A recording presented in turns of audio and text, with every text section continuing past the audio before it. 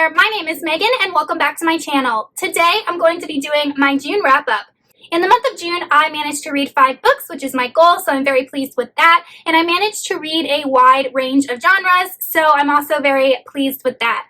So the way that I do my wrap-ups is I start with the books that I rated the lowest and go up to the books that I rated the highest. But before we get on into what I read, if you are not already subscribed to my channel, please go ahead and hit that subscribe button as well as the little bell icon so you can be notified every time I post new content. I post new videos every Sunday. Let's go ahead and get on into what I read in June. The first book I'm going to be talking about is Serpent and Dove by Shelby Mahurin. This is a YA fantasy novel and it came out last year, I believe. This one was really hyped on BookTube and other places on the internet, and it sounded like a book that I would really like.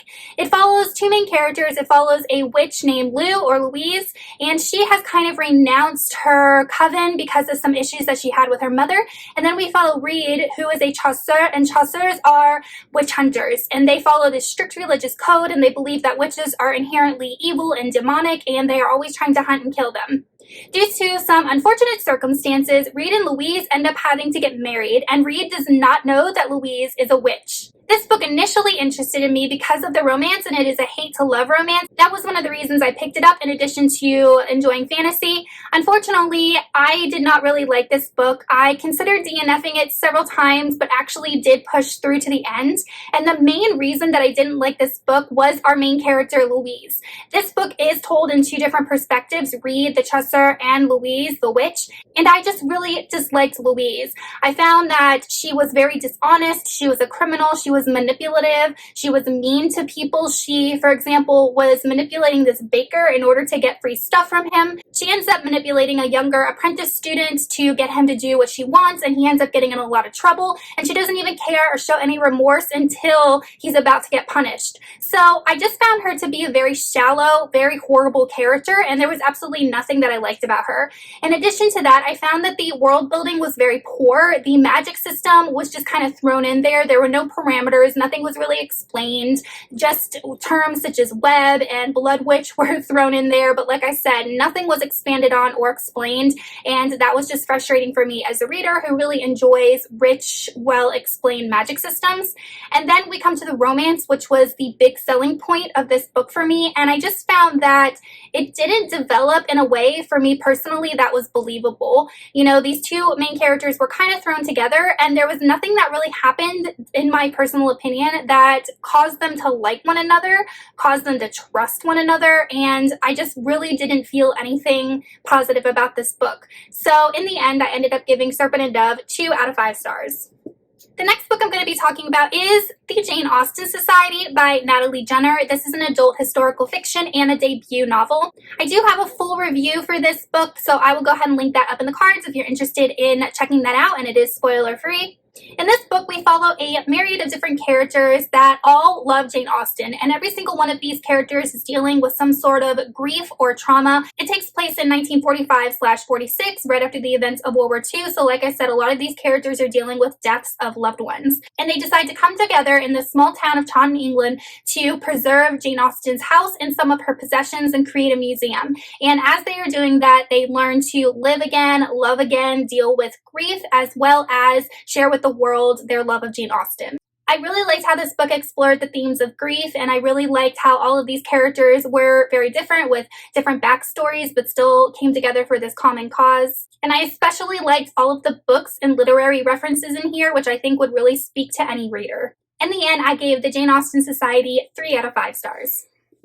The next book I'm going to be talking about is The Turn of the Key by Ruth Ware. This is an adult thriller, and it's the first book by Ruth Ware that I have ever read. In this book, we follow a nanny named Rowan, and Rowan ends up answering an advertisement for a nanny in this really remote part of Scotland. The post is for a very rich family with 4 children, one of which is a teenager and is away at boarding school. Rowan ends up getting hired on, and when she gets to the house, she sees that the house is a smart home. It has tons of technology, there's cameras everywhere, and as soon as she gets there, the parents have to leave to go to this work convention, and Rowan is left alone with these children in this house that she knows absolutely nothing about. And as she starts her nannying position, strange things begin to happen in the house. She begins to hear noises upstairs, things in the house turn on and off of their own volition, she gets locked out, keys go missing, and the children are actually a lot more mischievous than she originally thought. I actually really liked this book. I wanted to keep reading to learn what was happening because it was one of those instances where I didn't know if the narrator was entirely reliable. Was she imagining these things? Was it due to sleep deprivation? Was there actually something paranormal going on?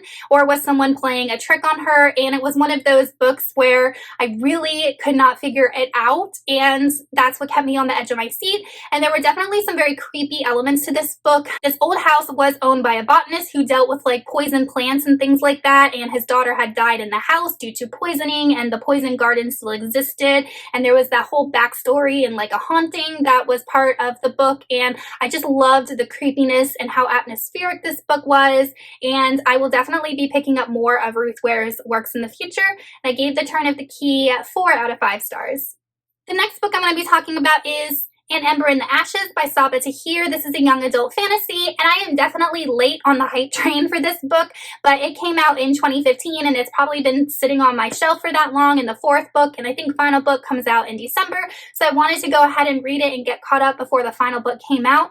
But this is a very loved book in the booktube community, and it follows 2 different characters, Laia and Elias, and it takes place in a very Roman-inspired world that's very dark and very brutal. Elias is a student at Blackcliff Academy, which is known to create soldiers for the Empire, whereas Laia is a very low-born scholar and ends up infiltrating Blackcliff under the guise of a slave in order to save her brother who has been taken prisoner.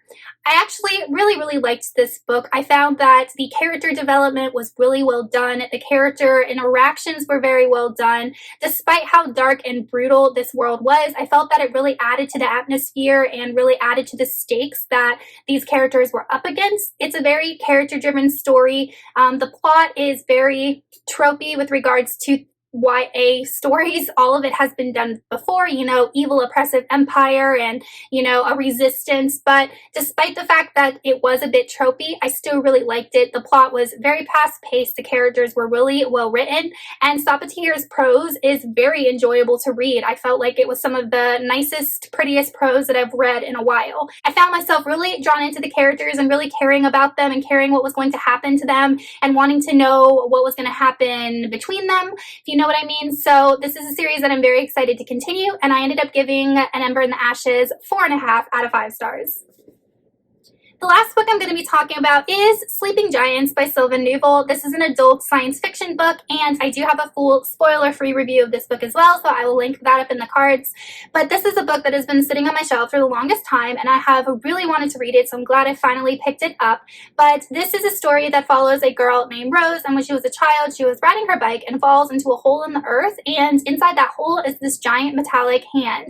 Fast forward several decades later, and Rose is now a physicist, and she is in charge of this project of determining where this hand came from, what it means, is it human, is it alien? And it turns out that it is part of this gigantic robot. Rose, under the leadership of the United States government, assembles a whole team, and they set out to put this robot together and find all the different parts of this robot while deciding what exactly it is and why and how it ended up underneath the earth. I feel like this is a good book to read if you are just getting into science fiction because it is a very quick read. It is written in interview format. It is not too heavy on the details, but the author gives enough to keep you interested. If you are into audiobooks, I would definitely recommend the audiobook for this because it is a full cast of characters and it sounds exactly like an interview. The voice actors did an awesome job with portraying emotion and inflections in their voices and stuff like that. So I really enjoyed listening to the audio portion of this. This book, in addition to the science fiction aspects, does have political intrigue and geopolitical strife that also keeps the reader very interested to see what's going to happen next. So I'm really excited to continue on with this trilogy, and I ended up giving Sleeping Giants 5 out of 5 stars. Alright you guys, so that is it for my June wrap-up. Let me know in the comments if you have read any of these books and what you thought about them, and also tell me what you read in June, and if you have any good recommendations. I will see you guys soon in another video. Goodbye!